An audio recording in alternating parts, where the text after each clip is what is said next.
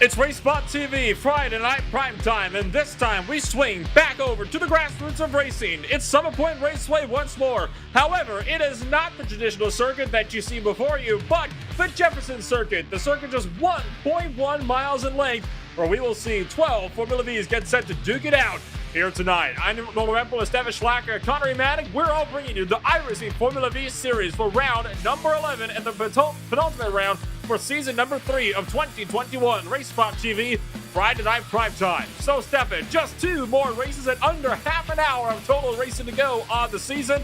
1 more race in America before we swing back over to Australia for the season finale.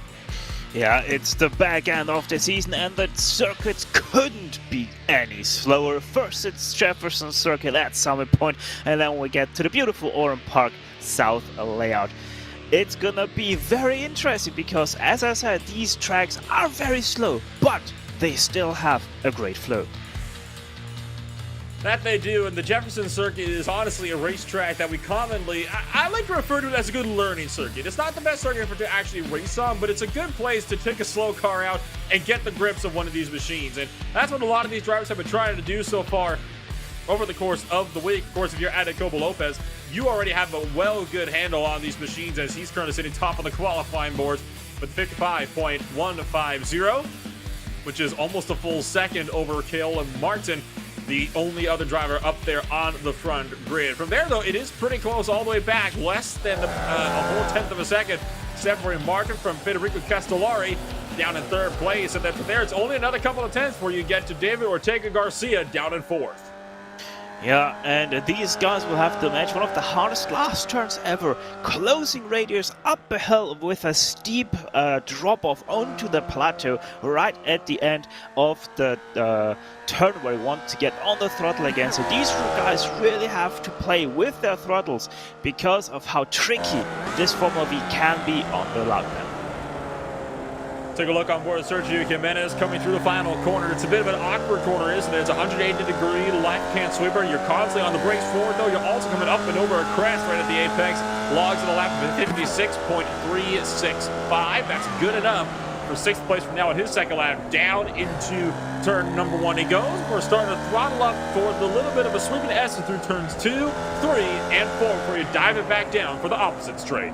A little bit surprised he isn't taking more curb there. I mean, he did take a lot of curb, but you can creep out a little bit more curb on that. Obviously, that means you're gonna go on the grass, and with that, a little bit more of a turn in as well there, as he once again just stays off the curb ever so slightly. Jimenez there to have a bit more of a stable platform, but it isn't exactly the fastest way around this track. That straight that he just blasted down the opposite straight is the longest straight on the track, so draft will not play as big of a role today as it has at previous tracks, even at the last Summit Point race. And Jimenez crosses the line at 56.257. Good enough to improve his time, and good enough to in fact improve his position. He'll be starting in 5th place now, just at the cusp of the top 5. Yeah, very much. So we still have 2 more cars that can put in a lap, but I don't think we're gonna see laps of those guys.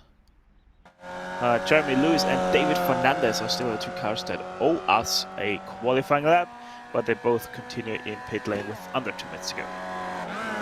Fernandez already was on his second lap, so his first lap invalidated due to a spin. His second lap, he'll not be able to get himself out there. He's still got a couple of minutes, but there is nobody else that is going to be out there, I don't think, to set any kind of qualifying time. So it is just a little bit of a weight against the clock here. Now, of course, Summit Point Jefferson Circuit is, of course, where we're at today, but we swung over to Australia for the only race in Australia all season long, to Oran Park. However, it is the south layout, which takes away the bridge that kind of does a bit of a crossover on the track layout itself. So we won't be seeing any kind of bridge over at Oran Park, but we will be seeing some very fast sweepers throughout the course of the final race.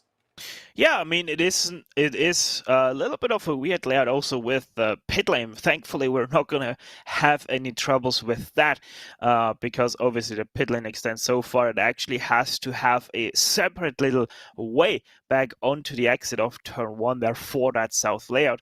But yeah, as I said, it's going to be one of the faster layouts. I mean, it is still quite slow from what we have seen thus far already, but it is not without its challenge. The Foster step, a very fast right-left with quite a dip there as well. Momo corner, which has that steep uphill left, and then the O'Brien aluminium dogleg, which is also quite a blind right-left section where you can easily get an off-track or even spin out, like we have seen many more times there in official racing. So Orm Park, a great venue to finish off the first season of this car. It has been a good, successful season, I think it's safe to say. We've had a lot of exciting racing, some more excited than others. I think this will probably be on a little bit more on the tamer end of things. The Jefferson Circuit isn't exactly a circuit that favors overtaking, shall we say, but it's a nice track to just kind of get the hang of the car, which is obviously good if you happen to be new to this facility. Qualifying is wrapping up. We'll take a rundown through your starting grid real quick here before we get things underway for more action here for the iRacing Formula V Series at the Summit Point Jefferson Circuit. It's Ade Cobo Lopez out there on pole position by 3/4 of a second over Keolan Martin, with Federico Castellari in third, David Ortega Garcia in fourth. Sergio Jimenez is in fifth, with Alexandro Ramirez rounding out the top half of the field. James Nadig is going to be in seventh place, with George Atade in eighth, Joshua Meyer in ninth. Mike Hasty, the last driver to set a qualifying lap, in 10th place. David Fernandez and Jeremy Lewis round out tonight's 12-car field. As always, this series is capped at 12 places, and let's be honest, I don't think it will be quite the race for first place unless Ade Cobo Lopez makes a big mistake and somehow ends up in the Shadow Realm. That is still quite prominent here at Summit Point Jefferson Circuit, but apart from that, I think we still have a good battle for second on down. Waiting on 5th place driver Sergio Jimenez to grid on up. He's the only one we're waiting on before we get this show on the road. Everybody else has already gridded up easily, so he's one of those guys that likes to take his time. Now he grids on up, all 12 cars lined up, even backing up around the bend a little bit more. But we get set to go racing as the revs start to build. No starting lights, but the green flag drops. We are underway from the Summit Point Jefferson Circuit. Cobo Lopez gets away well. Already single file out, while 3 wide further in behind. With, it looks like the 6-car Nadig moving up 7 positions down to the turn number 1. So far, everybody appears to be relatively clear and unscathed. No contact being made, even in that 3 wide scrap further down the order. We're clean through the first couple of corners. Yeah, James Nadig with a very great start there, made up several positions, as you said, went from 7th place into the top 5, so gained those 2 positions, as he now has to defend his way against, that's Ramirez on his inside. There we can see them now on entering the opposite straight, and seems like Ramirez made it work on the inside. Now heads up for David Ortega Garcia and Mike Hasty. Both those drivers just behind, trying to see if they can fight some positions as well. Nadig has to get on the binders big time. Ramirez overshoots the corner. Ramirez spins right in front of Garcia. Heads up and more trouble up front. Nadig missing the front left wheel. He might have just barely clipped him as he spun around. A crash in the final corner, the worst place on the wreck to spin it out. Yeah, James Nadig is able to creep his car back, as we're going to see that now on the replay. I think, there we go. Now we're going 2 by 2 into the last corner. Oh, gets a little bit chopped off there, Nadig, and then, yeah, just too fast into the corner. Too fast in, and there was the clip that released Nadig's wheel from the front left. It really did just say adios, didn't it? And take off towards the tire barrier, didn't it? Take her on towards Nadig. This will display it perfectly for us here with the number 6 car. Veramir spins around, just a little bit of a clip, and the wheel kind of thinks it for a second, and then it takes off altogether. Never seen an incident like that before. Want to point out there was another big incident on track with David Ortega Garcia down to turn number 3, collecting 3 drivers, including George Atade and more, with cars getting launched in the air. Joshua Meyer was collecting as well, and you can see they're still battling for positions as well, with Jeremy Lewis and Joshua Meyer collected in that earlier incident, still going side by side, and clearly they're not too effective. Actually, looking at my cameras, there was 2 separate incidents. One because the other was trying to avoid the first crash, so a little bit of a weird one. But I think everybody is able to continue from that, as we see. And once again, a great performance by Ade Cobo Lopez, who already has 1.5 seconds on the rest of the field.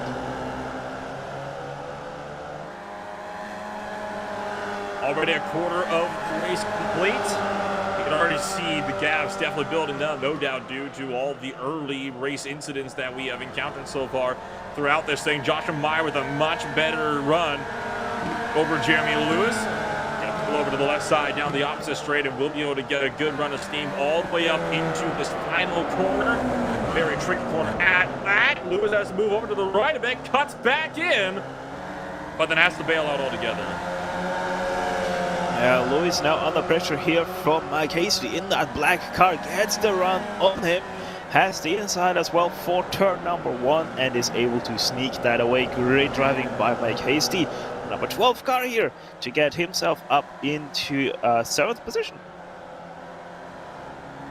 These guys are doing a good job. It wasn't the cleanest of starts, to say the very least. We were just talking about how these guys got their own incident shortly after we saw Ramirez getting spun around, and that caused them to drop way back, but they're doing a good job fighting out clean now. Look at Hasty going to try cut back down to the inside, but a pass into the downhill left-hand kink is really not a good option, so to speak. It doesn't typically end well. Jeremy Lewis is going to see if he can get a run on Meyer coming down into the final corner this time by. It doesn't look like he'll be able to get close enough. Maybe, though, up for 1.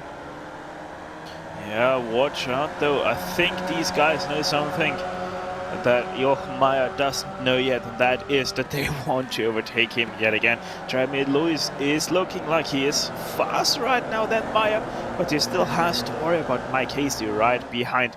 Once again, a little bit of a late break by Meyer, misses the apex by about a car width, and once again those two are back to the back of his gearbox of Jochen Meyer. There's the mistake. Oh, and he's going to go spinning fully off there. There he goes. They let the car all the way around and now stop. You can see him tumbling back towards the back end of the screens. That effectively eliminates Meyer from the question. Just pushed too wide there and clipped his wheels into the grass. We'll take another look back at this incident. There you see it, just 2 wheels on the grass. That's not on. And yeah, he was already quite wide there at the last lap. And Mike Hasty as well. Into the final corner, Mike Hasty goes off and keeps it out of the barrier, thankfully. He'll be able to get himself sorted up, but that's going to really split up this battle further down in the back. You saw the battle also going on for P3 with Castellari poking his head up into the podium position, pushing Sergio Jimenez down to 4th. That was a pass completed out of the final corner of the run down to turn 1. Yeah, he made that move happen already out of the last turn. Got a great run on that number 7 car. And so Federico Castellari got that position nicely into turn 1, but now obviously he has a big task up ahead. Carlo Martin, he is quite far up the road. It's already, 4 seconds between 2nd and 3rd. On board with Jimenez, halfway through this race already. Tell you what, these races do just tend to fly by when you're having fun, don't they? So Sergio Jimenez is going to be falling down to 4th place. Looks like he will not be able to complete that pass and retain that position. You can also have Jeremy Lewis and Georgia Tate, who made a swap for 5th and 6th place down the opposite straight just on this prior lap as well, but they're starting to split apart as well. Looks as though Jeremy Lewis really was just the fastest driver among them.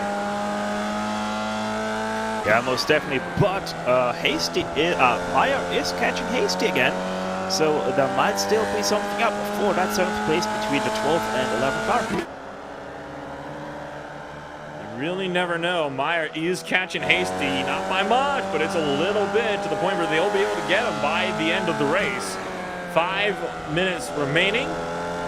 Whoa, and Meyer going to lose it again. Oh, just a bit of a twitch on the back end. Commentator's curse. The 11th car spins round. That time didn't even clip the grass. The car just got unsettled over a little bump, and then he overcorrected. Yeah, sadly for him, as we have still the battle going on for 3rd place. Federico Castellari is pushing, but Jimenez is right now still faster.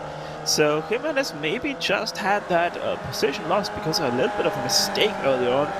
But they still also have to be careful because David Fernandez isn't too far up the road and he is a lap car.